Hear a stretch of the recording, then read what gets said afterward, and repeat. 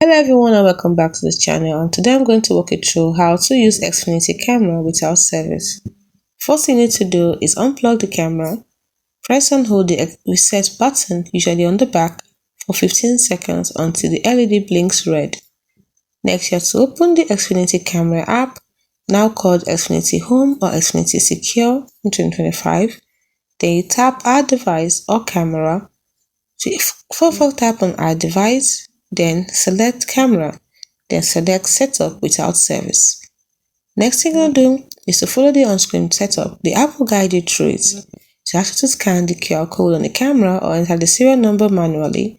Then you have to connect the camera to your home Wi-Fi, must be 2.4 GHz. That's it. Next thing you're going to do is enable local storage by inserting a micro SD card, if supported, or set up local recording in the app under storage settings. The next thing you're going to do is to access camera feed. Once connected, you can view the live feed only within your home network. No remote access without Xfinity service. It's as simple as that.